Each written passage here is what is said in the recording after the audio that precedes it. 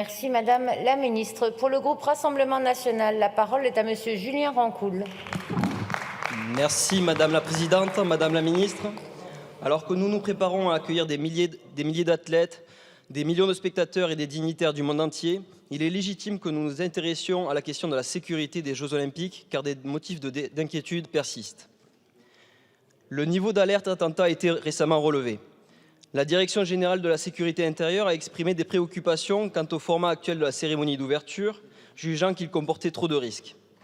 Face à tous les dangers qui nous menacent, nous savons le rôle extraordinaire que vont jouer nos forces de l'ordre, nos militaires, mais aussi nos entreprises de sécurité privées et leurs 22 000 agents qui doivent être déployés sur le terrain.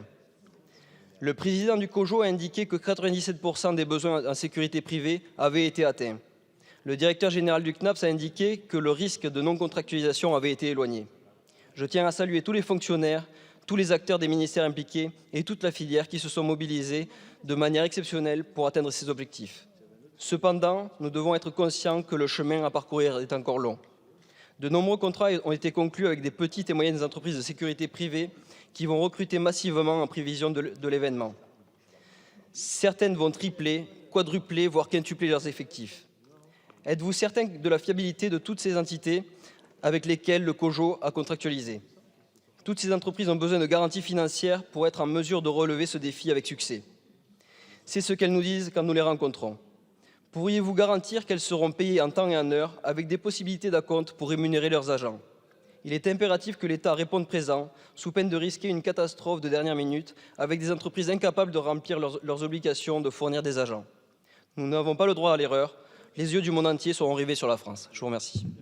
Merci Monsieur le député. Madame la Ministre, vous avez la parole.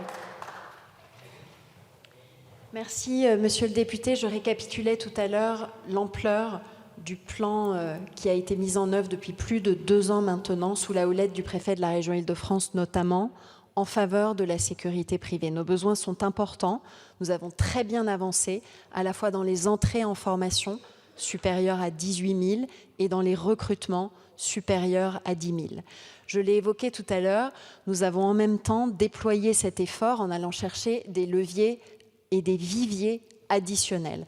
D'abord en province, où nous avons un objectif de plusieurs milliers de recrutements, aussi en agissant auprès du public étudiant, auprès des étudiants dans les filières de la sécurité, auprès d'un certain nombre de forces bénévoles, auprès de certains acteurs du BTP qui seront moins occupés à l'été dans la région Île-de-France, ainsi que des jeunes en fin de parcours en service civique, pour être sûr d'être au rendez-vous avec, au global, une stratégie qui a été rehaussée pour justement bien prévenir le risque qu'on appelle de no-show, de non-présentation par des effectifs de sécurité privée.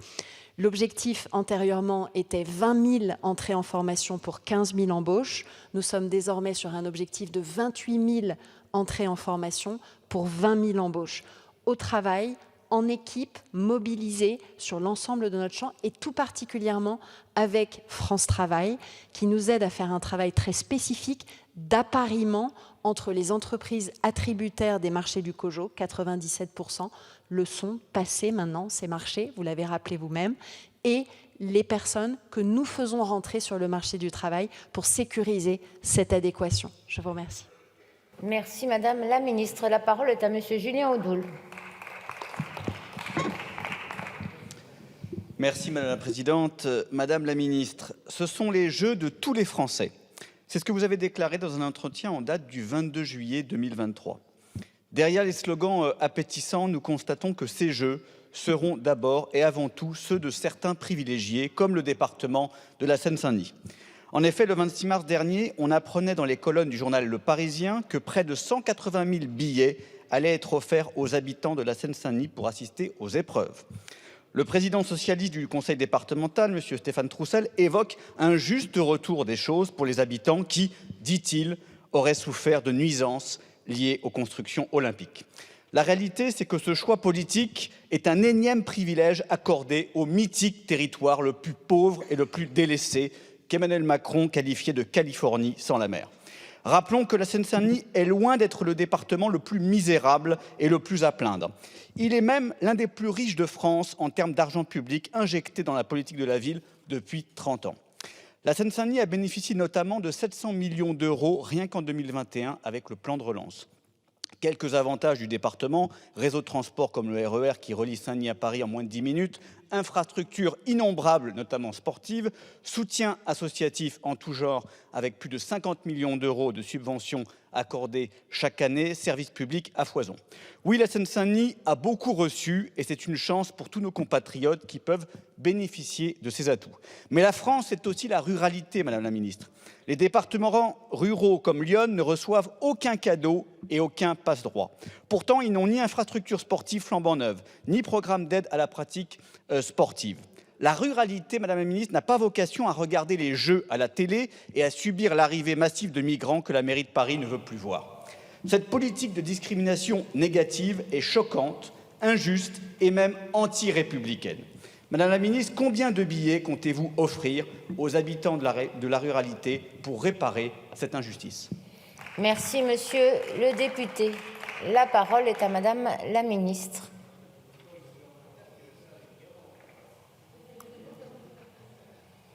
Monsieur le député, vous avez raison de rappeler la dotation en billets de la Seine-Saint-Denis, mais qui n'est pas le résultat que de billets offerts par l'État. Oui, en bonne partie, bien sûr, mais c'est aussi l'effort réalisé par le COJO à hauteur de 30 000 places et l'effort réalisé par les collectivités locales elles-mêmes. Le conseil départemental, le conseil régional, la métropole du Grand Paris, les différents établissements publics territoriaux, les villes concernées, comme j'ai pu, aux côtés de Karim Bouamran, le vivre, le constater avec une mobilisation des Odoniens absolument remarquable samedi autour d'un événement de grande qualité relatif à Socrates. Je voudrais souligner que ces Jeux sont les plus décentralisés de l'histoire. Ça n'est pas concentré que sur la Seine-Saint-Denis, même si la Seine-Saint-Denis, département le plus jeune et le plus pauvre de France, méritait en effet toute l'attention et la concentration d'un certain nombre de moyens. Des moyens que nous avons aussi accordés à différentes localités. Je pense à Châteauroux, je pense à Lille, je pense aussi aux efforts que nous accompagnons dans toutes les localités, à Saint-Étienne, à Bordeaux ou à Nantes, où se passeront des épreuves, notamment de football dans les différents stades de notre pays. Par-delà ces dispositifs, je veux rappeler que l'État a investi 25 millions d'euros dans les centres de préparation aux Jeux et leur rénovation, qui bénéficient à toute une série de collectivités, lesquelles par ailleurs seront elles-mêmes embarquées dans la dynamique du relais de la flamme notamment. Nous aurons également 250 clubs 2024 à travers tous les territoires, en zone urbaine, mais aussi très largement en zone rurale. Nous avons fait ce travail avec les préfets et les acteurs locaux pour justement être sûr que même au cœur de la ruralité, les Jeux olympiques et paralympiques puissent être suivis par la population avec la même passion. Je vous remercie. Merci Madame la Ministre. La parole est à Monsieur Franck Giletti.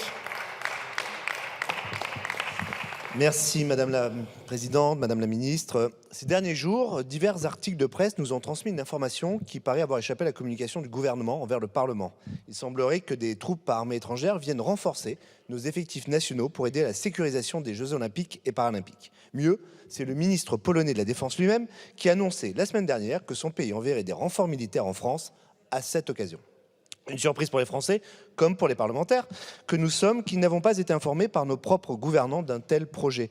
Pourtant, lorsqu'en 2022, à l'occasion de la Coupe du Monde de football au Qatar, il fut question d'envoyer des gendarmes français, rappelons qu'un débat fut organisé dans cette même enceinte, dans cette Assemblée. Doit-on comprendre par là que l'opinion de la représentation nationale et donc des citoyens français est moins importante pour le gouvernement lorsqu'il s'agit d'accueillir sur notre territoire des troupes armées étrangères ? Pourrait-on connaître dans quel cadre juridique s'est décidée cette opération? Quelles sont les forces et les pays concernés par celle-ci? Et pour quelle mission? Combien d'hommes, de femmes attendons-nous et sous quelle autorité seront-ils placés? Le préfet, vous l'avez évoqué tout à l'heure, l'institution militaire elle-même, une chaîne de commandement ad hoc. Nous aimerions bien savoir quel sera leur cadre d'emploi, surtout quand on sait la complexité d'emploi des militaires au sein de l'opération Sentinelle. Mais surtout, puisqu'une question en amène une autre, je pense notamment à l'article du Figaro dans lequel on nous apprend qu'une quarantaine d'équipes cynotechniques militaires étrangères viendront compléter le dispositif de sécurité français, notamment pour la détection d'explosifs. L'appel au renfort étranger signifie-t-il que ni nos armées, ni nos forces de police ne disposent ni des moyens, ni des effectifs suffisants pour assurer la sécurité d'un événement de cette ampleur ? J'anticipe votre réponse qui constituera certainement à nous expliquer que ce type de coopération n'est pas inédit pour la France, mais vous conviendrez, Madame la Ministre, que les Français sont en droit de se demander quand et si le gouvernement comptait les informer de cette perspective. Je vous remercie. Merci, Monsieur le député. Madame la Ministre, vous avez la parole.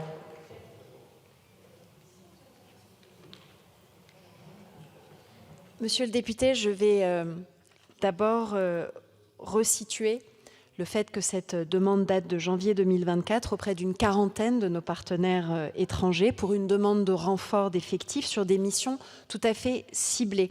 Motocyclistes, des brigades équestres, des démineurs, des spécialistes aussi cynotechniques. Et c'est ces besoins-là spécifiques auxquels plus de 35 États partenaires ont déjà répondu favorablement. Je le disais tout à l'heure, et vous-même y faites allusion dans votre question, en effet, c'est un grand classique dans l'organisation des grands événements sportifs internationaux. Je rappelle que nous l'avons fait pour la Coupe du monde de rugby, avec le concours notamment de forces de police anglaises ou irlandaises. Et nous l'avons fait aussi, par exemple, à l'occasion de l'Euro 2016, sans que ceci ne soulève d'objections particulières. Je pense que nous avons, à travers à la fois la LOPMI et les moyens qui ont été conférés aux armées, très largement démontré notre volonté d'équiper l'ensemble des forces de sécurité intérieure, nos forces armées, et je pourrais prolonger cette assertion aux forces également en matière de justice. Je suis sur tous ces sujets en capacité de vous dire qu'on aura déjà une quarantaine d'équipes cynotechniques militaires étrangères qui viendront renforcer le dispositif de sécurisation. C'est une bonne nouvelle, c'est un signe de coopération internationale, c'est aussi conforme à l'esprit que nous voulons dans ces Jeux olympiques, aux valeurs de l'olympisme. Et au global, la contribution que vous avez évoquée de la Pologne s'inscrit exclusivement dans ce cadre qui est le cadre de la coopération internationale en matière de police. Merci, Madame la Ministre. La parole est à Madame Angélique Ranck. Merci, Madame la Présidente. Madame la Ministre, chers collègues, nous attendons 11,3 millions de visiteurs sur une période de 19 jours d'épreuve des Jeux Olympiques de Paris, soit à peu près autant que le nombre de touristes habituels sur les 3 mois d'été. Ces prévisions d'un afflux massif de visiteurs font de cet événement le défi logistique le plus important qu'a jamais dû relever le gouvernement.